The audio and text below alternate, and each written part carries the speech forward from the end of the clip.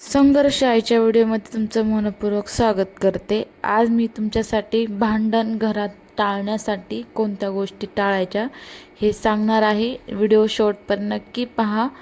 तर चला तर मग आता मी सुरुवात केली ती भाताला हे करायचं होतं मला पुलावा, कारण की आता सर्व भाजीपाला वगैरे भेटतात ना, गाजर हे असं पण भेटतात, पण आता वाटाणे वगैरे जास्त असतात आणि तेवढे काही महाग वगैरे भेटत नाहीत, वर थंडीच्या दिवसात स्वस्त वगैरे असतात। चला म्हटलं आज पुलावा वगैरे खायची इच्छा होती, शोरीची बी संडे असल्यामुळं काय आता करावंच लागतं। मग मी पुलावामध्ये मी जरा मोठाड वापरत असते, कारण की छान लागतं। खूप बारीक वापरल्यास दिसत पण नाही त्याच्यामध्ये। ह्याच्यामध्ये तुम्ही फुलगोबी पण टाकू शकता, माझ्याकडे फुलगोबी वगैरे नव्हती म्हणून मी काय त्याच्यात वापरलीच नाही।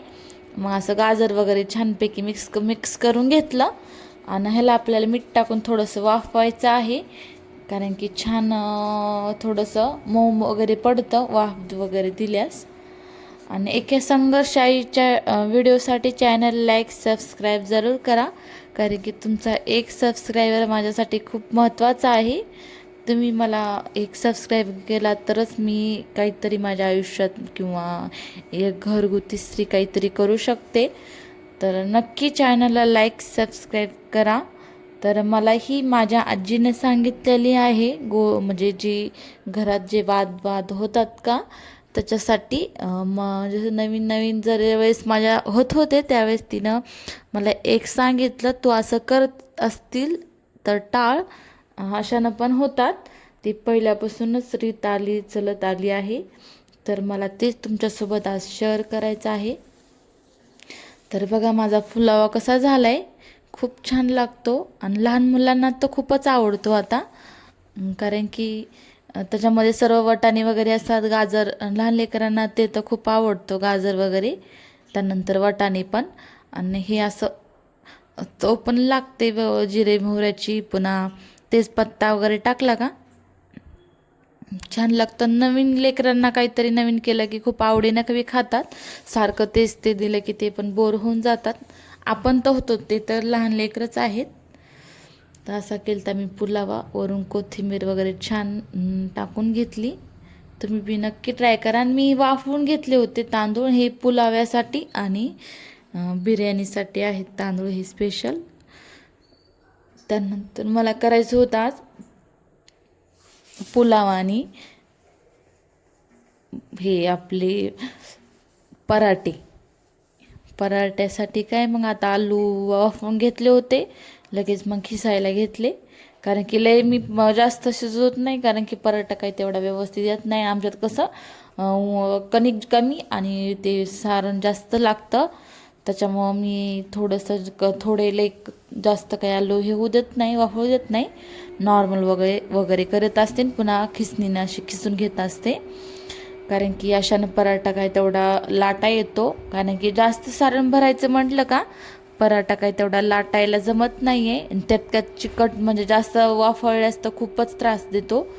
त्यानंतर असं पराठ्याला वगैरे फोडणी द्यायची होती। मला एकाच ह्याच्यात 2 भाज्या करायच्या होत्या, कारण की माझ्या बाळासाठी पण आणि आमच्यासाठी पण तिखट। आणि माझं कसं आहे, तिखट आमच्यात जास्त मिरची तिखट खातात, आणि तळून जर मिरची वापरली आणि सपक जर मिरची असली घरी आधीच आणि तळून जर टाकली तर तुम्ही जास्त सपक होतं। त्यामुळं तुम्ही कच्चीच मिरची सपक असली तर जास्त करून कच्चीच वापरायची, जास्त तिखट लागते। आणि तिखट खायची सवय असल्यामुळं मला तर तसंच करावं लागतं। मग असं बटाट्याची फोडणी वगैरे दिली भाजीला, आणि थोडंसं मीठ वगैरे टाकलं, आणि हे माझ्या बाळासाठी करणार होते, कोथिंबीर वगैरे टाकायची होती। मी काय करते, त्याच्यामुळं तिखट वगैरे होत नाही ना, मिरची वगैरे तळून घेतली का तिखट होत नाही आहे। तुम्ही असं नक्की करून पहा, नक्की तुमचं तिखट होईल।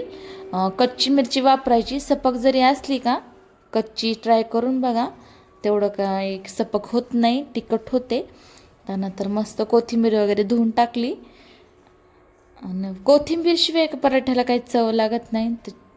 त्यात पराठ्यासोबत कढी असावी म्हणे, मी कढी पण करणार होते, काय करायची तेवढी नव्हतं माझं, पण करायला लावली, ताक होतं घरचं, त्याच्यामुळे मी कढी पण केली आज।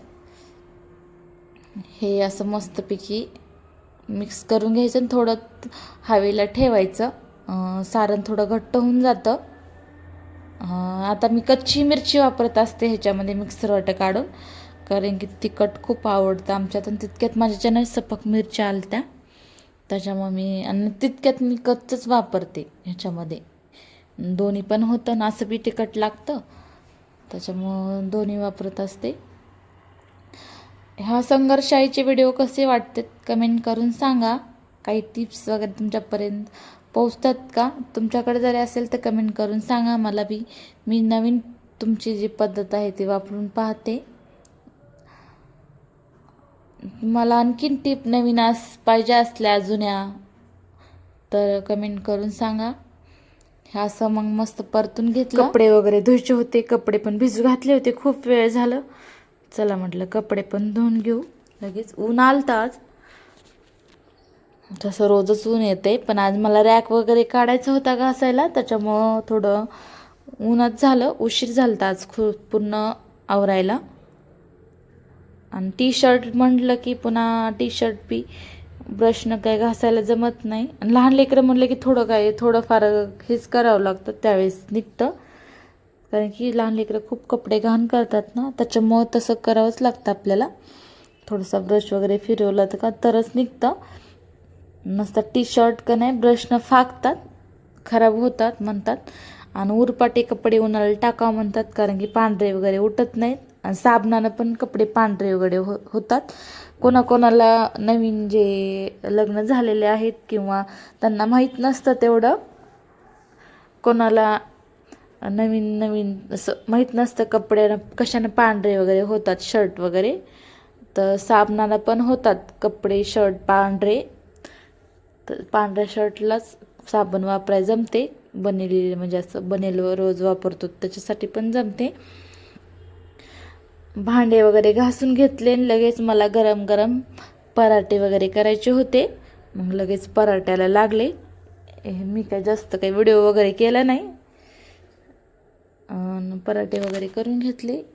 या खायला आवडले असतील. त्यानंतर मला आता कढी पण करायला सांगितली होती, ताक होतं, चला म्हटलं जाऊ द्या कढी पण करून घेऊ.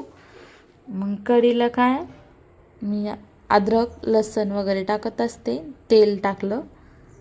तुम्ही साखर वापरत असला तर साखर पण मला खूप आवडते कढीमध्ये, पण घरी आवडत नसल्यामुळे मी काही साखर वगैरे वापरली नाही.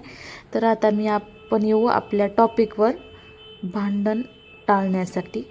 तर रात्री तुम्ही जे तवा घासता का भाकरीचा, ते तवा घासायला जमत नाही रात्री तवा घासल्याच्या नंतर घरात भांडणं वाद वाढतात, असं मला माझी आजी म्हणती. पहिल्यापासूनच तसं चालत आलं आहे की रात्री तवा वगैरे घासून त्याचं असे भांडणं वगैरे होतात, किरकिऱ्या वगैरे होतात. नक्की ट्राय करा. मला तुम्हाला अनुभव आला का ते कमेंट करून सांगा. बाय. लाईक सबस्क्राईब जरूर करा.